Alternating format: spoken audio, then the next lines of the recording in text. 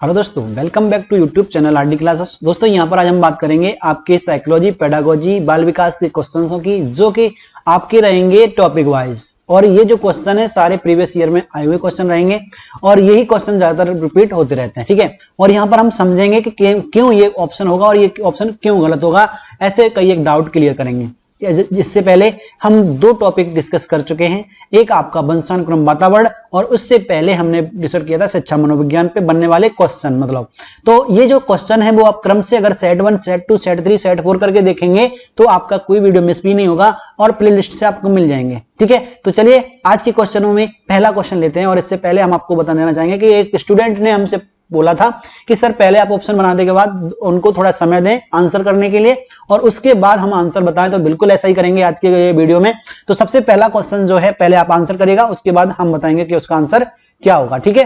तो देखिए जो आज का पहला क्वेश्चन है वो ये है, पृथक पृथक समजातीय समूहों के व्यक्तियों के प्रति बच्चों की अभिवृत्ति साधारणतः किस पर आधारित होती है।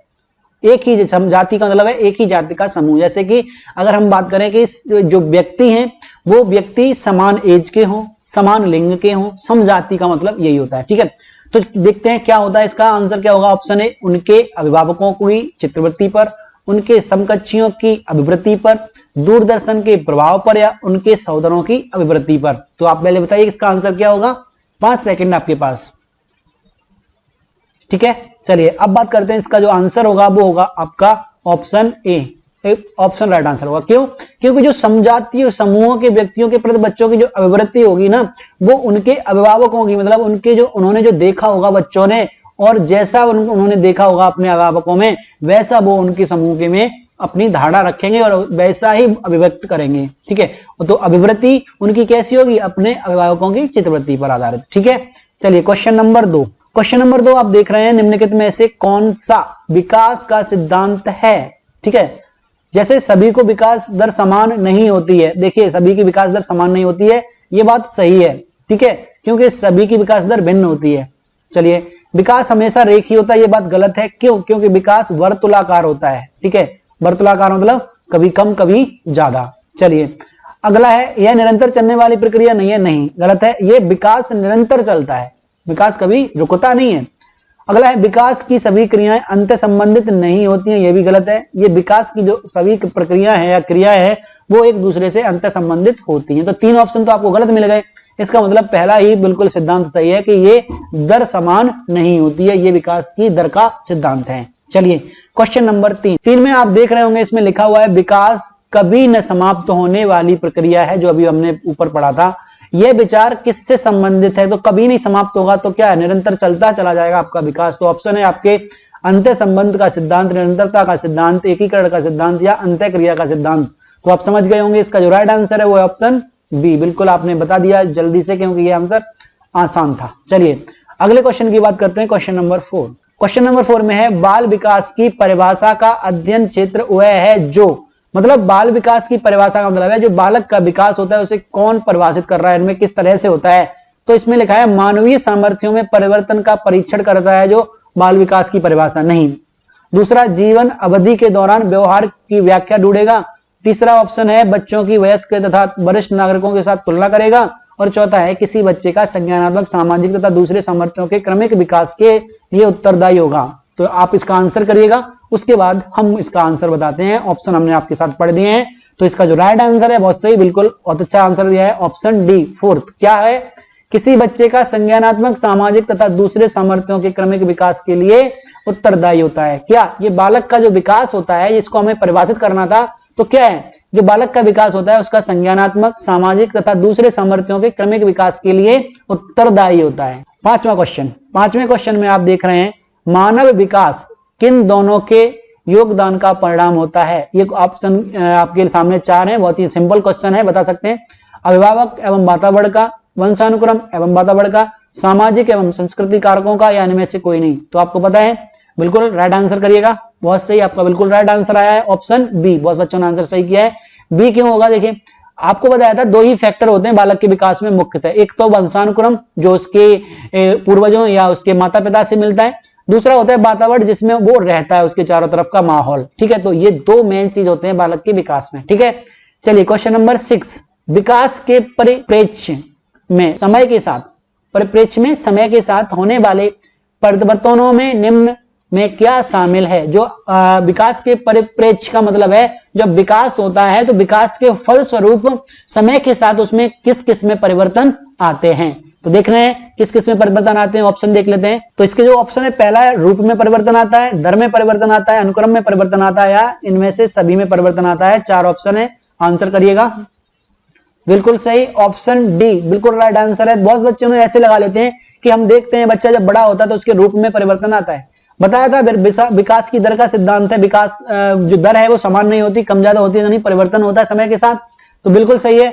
अनुक्रम 2 सही हो गए, तो तीसरा अपने आप ही अनुक्रम का मतलब होता है बच्चों का जो क्रम है, जो चीजें सीखने का, कोई कुछ और पहले सीख लेता है, कोई दूसरी चीजों को पहले सीखता है, बाकी चीजों बाद में सीखता है। तो ये अनुक्रम भी क्या होता है, परिवर्तन होता रहता है समय के साथ। ठीक है, तो इसका मतलब इसका right answer option D part हो जाएगा। ये सभी क्या है, ये सभी विकास के परिक्षेप में परिवर्तन के साथ, समय के साथ परिवर्तन। चलिए क्वेश्चन नंबर 7, निम्न में से कौन सा कथन विकास के बारे में सत्य नहीं है। विकास के बारे में कौन सा कथन सत्य नहीं है। तो विकास क्या है, अंतःक्रिया का फल होता है, बिल्कुल सही है। जब वातावरण और आनुवंशिकता की अंतःक्रिया का फल होता है तो बिल्कुल सही अंतःक्रिया का है। दूसरा, विकास एक व्यवस्थित श्रृंखला का अनुगामी है, नहीं, गलत पूछा हुआ है। तो एक व्यवस्थित श्रृंखला होती है, जैसे हम पढ़ते हैं क्या कि वो शैशवावस्था के बाद बाल्य या फिर किशोरा, तो ये क्या है, एक व्यवस्थित श्रृंखला है और इसके हिसाब से बालक का विकास होता है, तो इसको अनुगामी करता है इसका, तो इसलिए ऑप्शन बी भी इसका सही है। ऑप्शन सी, विकास एक व्यक्तिगत प्रक्रिया है, मतलब विकास जो होता है प्रत्येक में अलग अलग तरीके से होता है, इसलिए ये व्यक्तिगत हो गया। विकास विशिष्ट से सामान्य की ओर होता है, इसका मतलब इसमें गलत पूछा हुआ था, तो चौथा ऑप्शन हमें पता गलत। क्यों, क्योंकि विकास जो होता है विशिष्ट से सामान्य नहीं, सामान्य से विशिष्ट होता है, ये उल्टा लिखा हुआ है, इसके लिए ये कथन कैसा है, गलत है। गलत कथन पूछा था, ऑप्शन डी आंसर होगा। विकास के किस काल को अत्यधिक दबाव और तनाव का काल कहा जाता है, आंसर करिए। किशोरावस्था, प्रौढ़ावस्था, मध्यावस्था, वृद्धावस्था। बहुत बढ़िया, बहुत बच्चों का राइट आंसर आया, ऑप्शन ए सही है, बिल्कुल सही है। स्टैनले हॉल ने बताया था कि जो बालक की जो किशोरावस्था है वो बहुत ही तनाव, दाव और तूफान की अवस्था है। तो दबाव भी इसमें होता है, तनाव भी होता है और तूफान की अवस्था, इसको कहा था किसने, स्टैनले हॉल ने। तो इसका मतलब ये का आंसर ऑप्शन ए पार्ट। चलिए क्वेश्चन नंबर 9, बच्चों के विकास के सिद्धांत को समझना शिक्षक की सहायता करता है। मतलब बच्चों के जो विकास करने के लिए जो सिद्धांत बनाए गए हैं उनको सीख लेना है शिक्षक के लिए, तो ये किसमें फायदा करेगा बच्चों के साथ। शिक्षार्थी की आर्थिक पृष्ठभूमि को पहचानने में, ऑप्शन ए। ऑप्शन बी, शिक्षार्थियों को क्यों पढ़ाना चाहिए, इस औचित्य को स्थापित करने में, शिक्षार्थियों को भिन्न भिन्न अधिगम शैलियों को प्रभावी रूप से संबोधित करने में, या शिक्षार्थियों के सामाजिक स्तर को पहचानने में। तो देखिए, जब हम सिद्धांत पढ़ते हैं तो सिद्धांत से हम चाहते हैं कि बच्चा ज्यादा से ज्यादा चीजें सीखे। विकास के सिद्धांत ये कहते हैं कि बच्चे को हम कैसे सिखाएं, मेन चीज है अधिगम कराना उसका, ठीक है, सिद्धांतों का। तो यहां पर अगर हम ये पता करें कि उसकी आर्थिक पृष्ठभूमि क्या है, वो गरीब का बच्चा है, अमीर का है, तो इसलिए हमने सिद्धांत नहीं बचाए बालक के विकास के सिद्धांत, ठीक है। दूसरा, शिक्षार्थियों को क्यों पढ़ाना चाहिए, इसका औचित्य, मतलब इसके लिए हमने विकास के सिद्धांत नहीं पढ़ाए, टीचर के लिए नहीं बनाए, ये बनाए बच्चों को, टीचर पढ़ के बच्चों को पढ़ाए। तो यहां पर तीसरा जो ऑप्शन है आपका बिल्कुल राइट आंसर आया सी। क्या, शिक्षार्थियों की भिन्न भिन्न अधिगम शैलियों को प्रभावी रूप से संबोधित करने में, क्योंकि अधिगम बच्चों को कराना है और हम अलग अलग नए नए तरीकों से और अच्छे अच्छे इफेक्टिव तरीके से कराएंगे तो वो अच्छे से कर सकेगा। और वही जो तरीके हैं विकास के, वही सिद्धांत होते हैं, अच्छे अच्छे तरीके, ठीक है। तो यहां पर ऑप्शन सी इसका राइट आंसर था। क्वेश्चन नंबर 10 पे आ जाइए। संकल्पनाओं की व्यवस्थित प्रस्तुति, मतलब जो आपके माइंड में जो आता है वो क्रम से आए, जैसा नहीं उल्टा सीधा माइंड में आ रहा है, पहले ये काम करना है, फिर ये करना है, फिर ये काम करना है, तो ये एक क्रम आ गया और उल्टा सीधा कर लिया आपने तो कहीं गड़बड़ हो जाती। तो यही है संकल्पनाओं की व्यवस्थित प्रस्तुति विकास के निम्नलिखित किन सिद्धांतों के साथ संबंधित हो सकती है। पहला ऑप्शन है विद्यार्थी विभिन्न दरों पर विकसित होते हैं। दूसरा है विकास सापेक्ष रूप से क्रमिक होता है। तीसरा है विकास परिणाम स्वरूप वृद्धि होती है। चौथा है विकास विषम जातीयता से स्वायत्तता है तो की ओर अग्रसर होता है। तो ये जो ऑप्शन है वो आप चार है, आंसर करिएगा।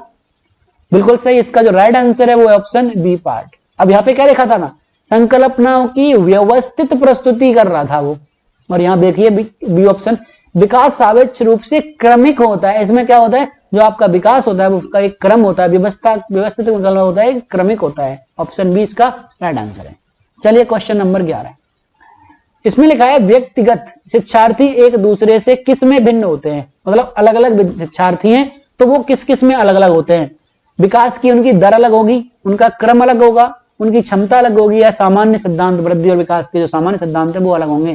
तो देखिए सबसे पहली बात क्या है, विकास की जो दर होती है वो भिन्न भिन्न होती है। प्रत्येक विद्यार्थी में आपने पढ़ा होगा विकास की दर का सिद्धांत, तो ये भिन्न होते हैं। तो यह आंसर तो मिल गया हमें। बाकी का ऑप्शन देखते हैं, विकास का क्रम भिन्न नहीं होता, शैशव बाल्य किशोरा ही आता है, तो ये भिन्न नहीं होता। अगला, विकास की सामान्य दक्षता भिन्न नहीं होती। सामान्य मतलब है सबको थोड़ा थोड़ा तो सबको आता है, तो वो एक सामान्य हो गया, इसका मतलब वो भिन्न नहीं होता। वृद्धि एवं विकास के सिद्धांत इनके एक ही होते हैं, बच्चों को पढ़ाने के तरीके सेम ही रहते हैं, तो इसका मतलब ये भिन्न नहीं होते। तो इसका मतलब व्यक्तिगत के लिए ऑप्शन ए एकदम राइट आंसर था। ये विकास की दर सब में अलग अलग होती है, भिन्न होती है। चलिए क्वेश्चन नंबर 12, बच्चे के उचित विकास को सुनिश्चित करने के लिए उसका स्वस्थ शारीरिक विकास एक महत्वपूर्ण आवश्यकता है, यह कथन किससे संबंधित है। मतलब जो स्वस्थ शरीर है उसका वो विकास का एक महत्वपूर्ण आवश्यकता है, तो बिल्कुल सही बात है। लेकिन यह पूछा गया है कि यह कथन सही है या गलत, और तो यह कथन कैसा है, चलो ऑप्शन देख लेते हैं इसके।